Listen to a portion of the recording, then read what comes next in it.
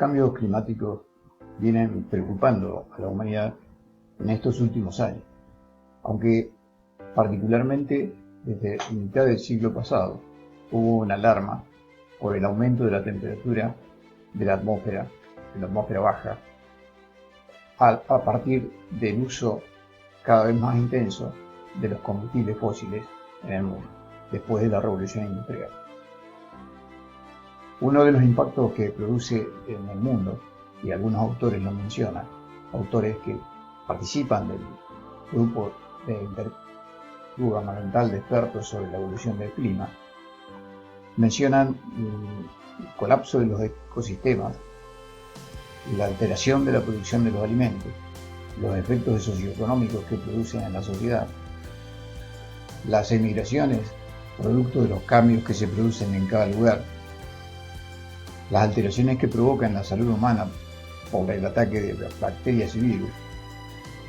Sobre todo esto, la humanidad trata de acordar el funcionamiento de modo que los impactos sean los mínimos posibles, y además que exista una suerte de justicia, porque los coletazos básicamente lo sufren las sociedades con menos recursos.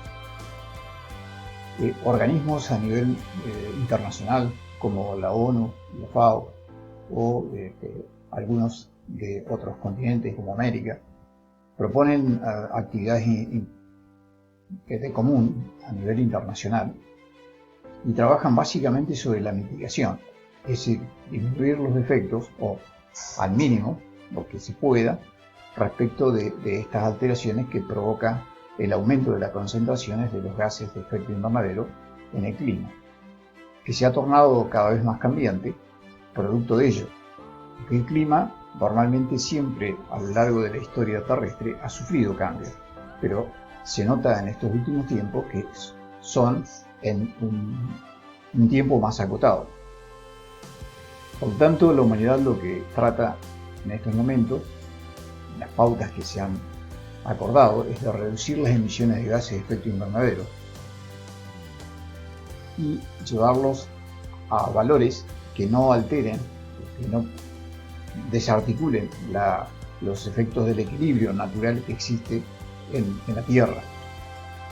Urge también, por otro lado, la adaptación a esta situación, porque se ha visto que es imposible volver a valores de la contaminación en los principios antes de la revolución industrial. Por lo tanto, tanto mitigación como adaptación en particular son dos procesos que se articulan fundamentalmente en los países en desarrollo. Quiero de alguna manera graficar qué es lo que pasa en latitudes de 39 grados sur en Argentina, por ejemplo, respecto de la precipitación. Si analizamos la precipitación en décadas del año 1970 hasta el 2014, podemos obtener 4 décadas. Acá vemos la primera década de 1971 a 1980, la segunda de 1981 a 1990, tercera 1995 al 2004 y la cuarta del 2005 al 2014. Vemos que en términos general, en lo que son 7 localidades, Cipolletti, Río Colorado, Bariloche, Maquinchao, San Antonio Oeste, Viedma y Neuquén, que son localidades que se distribuyen desde el oeste, prácticamente cerca, a unos kilómetros de la cordillera de los Andes, hasta el nivel del mar. Acá, estos son valores de cada década, y podemos notar que hay una disminución progresiva de la precipitación media. Si hacemos una estimación, veremos que la precipitación ha disminuido en torno a un 40% desde la década del 71-80 hasta el 2005-2015. Esto analizado la precipitación en el verano. En el invierno, de la misma manera, la precipitación ha ido cayendo a lo largo de estas décadas y vemos que la disminución ahora se ha producido en el orden de un 45%, tal es así que la mayor precipitación en estas latitudes es en época de otoño-invierno. Si analizamos la temperatura, vemos aquí que en el verano, por ejemplo, hay valores que se incrementan en esta última década, 2005-2014, frente a la década del 1975-1984. Si nosotros vemos acá la gráfica, paulatinamente, a medida que vamos avanzando en década, la temperatura media va aumentando. Estos cortes grandes se ven obviamente porque es la diferencia altitudinal de cada una de las estaciones. Acá tenemos Bariloche, que es una estación que está a muchos metros sobre el nivel del mar, de modo que esto influye sobre la temperatura media. Si analizamos en las mismas localidades la temperatura de invierno, vemos que también de la misma manera en la última década, 2005-2014, las temperaturas están por encima y siguen estando por debajo las décadas anteriores. Estos cortes de temperatura también son producto del lugar donde se encuentran estas estaciones, Bariloche y Maquinchao, que están más al sur, en la zona más al sur de los 39 grados de latitud. Se han producido situaciones extremas en estos lugares, precisamente en el Alto Valle de Río Negro y Neuquén.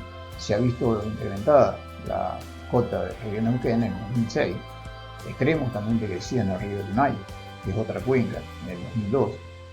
En el 2017-2008, producto de una seca importante, ha disminuido la cota del lago Ezequiel Ramos Mejía, que es un lago artificial que se ha producido sobre el río Limay, en 20 metros, cosa que no es poca cosa. Y se han sucedido años de seca, como en el 98, en el 43, en el 96 y en el 2017. En febrero del 2010, por ejemplo, ha habido una precipitación importante en Comodoro Rivadavia, con precipitaciones de 42 milímetros en no más de 3 horas. En esos lugares normalmente la precipitación es de alrededor de 200 milímetros. Situaciones así provocan una erosión muy grande del suelo. En la zona de Cinco Saltos, Neuquén, Cipolletti, que es el Alto Valle, en el 2014 se ha producido una precipitación de 150 a 180 milímetros en algo más de 48 horas. Esto estamos en el orden de 3 a 3,9, casi 4 milímetros por hora, y si nosotros tenemos en cuenta que la infiltración en el terreno no supera los 1 milímetro por hora, evidentemente que estas situaciones provocan grandes desórdenes y problemas, ¿no? Escorrentía, básicamente. En el 2015, por ejemplo, en la zona central del país, en Córdoba, esto es en otro lugar, también una gran cantidad de energía y ha provocado precipitaciones también del orden de 200 milímetros en poco tiempo. En otros lugares del mundo, por ejemplo Palestina, en 2015 también, tormentas muy frías con intensa nieve, que no es lo normal en esos lugares.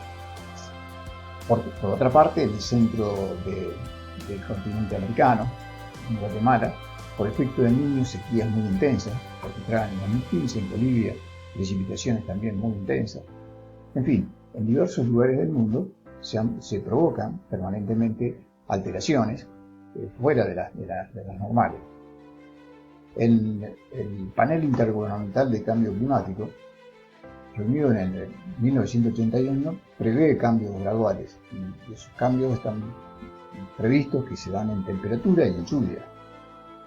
O sea, va a haber mayor frecuencia de fenómenos extremos. Y esto va a impactar sobre las cosechas, sobre la pérdida de cosechas de granos y pérdidas de activos. Esto implica cambios financieros. Y por supuesto esto implica cambios en la alimentación, con menor producción, menor acceso, menor estabilidad y menor uso en esta producción.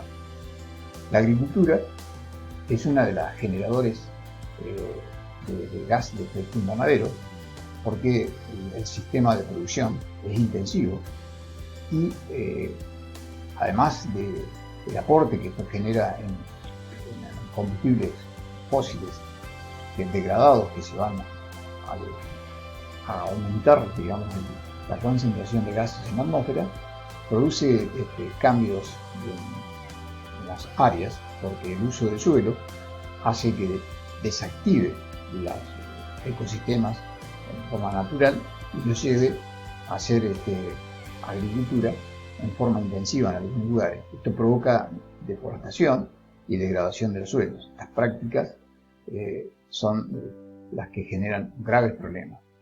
Por otra parte, la producción agropecuaria sufre del cambio climático y además activa el cambio climático, generando gases de efecto invernadero. ¿Cuáles son los gases de efecto invernadero que produce? Básicamente, por un lado el metano y por otro lado el dióxido de nitrógeno. Dióxido de nitrógeno dado por los fertilizantes y el metano, producto de la crianza de ganados y algunos cultivos. Esto es importante recalcar que las prácticas de deforestación y degradación del suelo provocan insustentabilidad de la atmósfera, digamos.